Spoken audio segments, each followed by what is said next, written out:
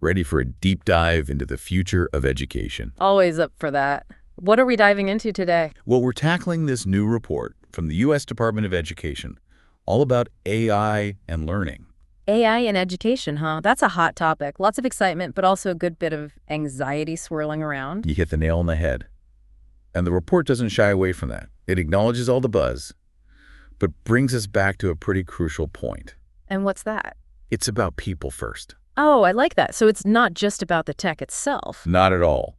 The report emphasizes that AI should be a tool, something that makes the human element in education even stronger. Not diminish it or replace it. I'm with them on that. Right. It's more about giving teachers superpowers rather than, replacing them with robots. Exactly. Like Yeah. giving teachers the ability to truly personalize learning. Right. Spot on. Imagine tailoring lessons, not just to skill levels, but to different learning styles, even cultural backgrounds. Oh, that's powerful.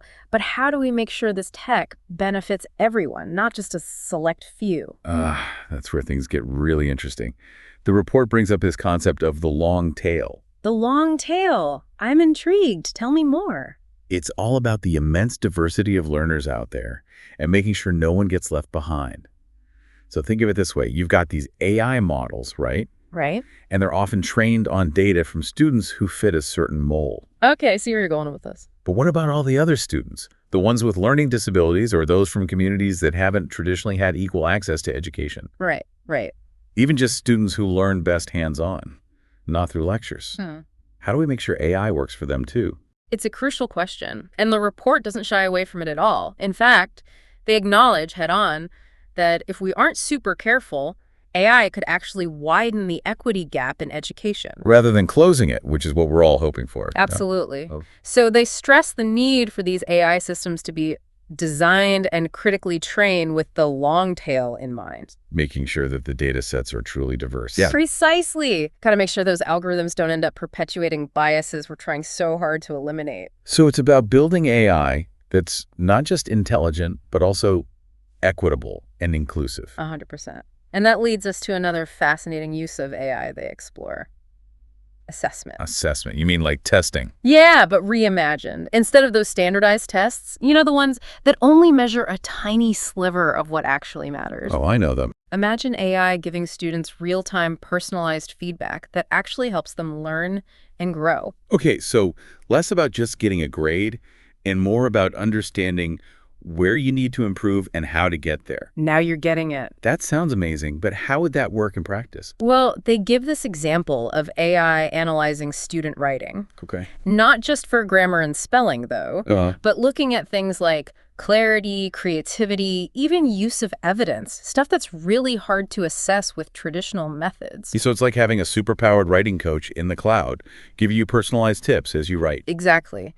And this kind of formative assessment, it could be used across all sorts of subjects. Oh, I see. Imagine AI tools that help students visualize those complex mathematical concepts or practice foreign language conversations in a way that feels natural, engaging. Now, that's what I call personalized learning. But, anytime you bring in a new technology, there are always potential downsides.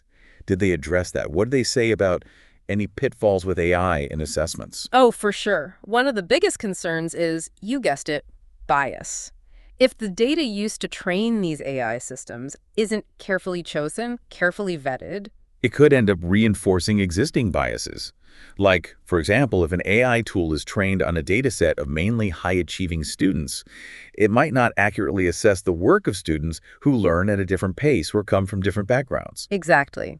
That's why the report really hammers home the point that you have to have humans involved in all this. We can't just blindly trust algorithms to make fair and accurate judgments, especially when it comes to something as important as education. You got it. It's like AI can be a really powerful assistant, but it shouldn't be the one calling all the shots. So I have to ask, because I know it's on everyone's minds these days, are robots going to replace teachers altogether? Right, like straight out of a sci-fi movie. But seriously, the report's really clear on this point.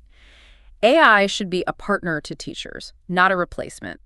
It's about using this technology to handle some of those tedious tasks that take up so much time and energy, freeing up teachers to focus on what they do best. Inspiring, mentoring, connecting with students on a human level. It's like AI could be the ultimate sidekick for teachers.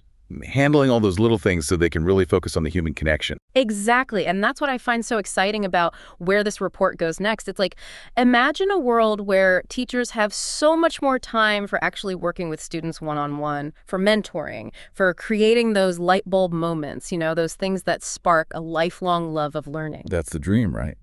But let's be real for a sec. Technology can be overwhelming, even for the most tech-savvy teachers. How do we make sure they're ready for this AI-powered future? That is such a key point, and don't worry, the report totally goes there. It stresses how crucial teacher training and support are going to be as we move forward with all this. It's like we can't just hand teachers these new tools and say, okay, good luck, figure it out. Right. Exactly. We need to really invest in professional development so teachers understand not only how to use these tools effectively, but also how to use them ethically. So it's about empowering teachers, not just equipping them. 100%. And it goes even deeper than just the technical know-how.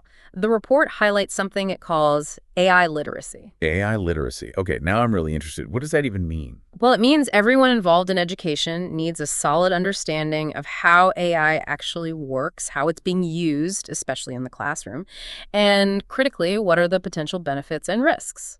So it's like everyone from teachers and administrators to parents and, heck, even the students themselves need a grasp of what AI is and how it might impact their lives, especially when it comes to learning.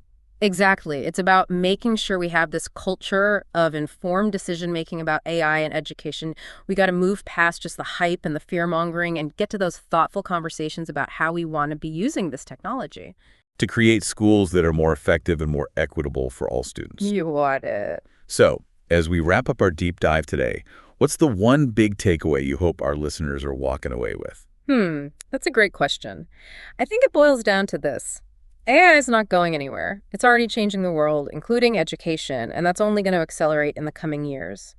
But the really crucial point is that it's up to us, all of us, to decide how this technology gets used.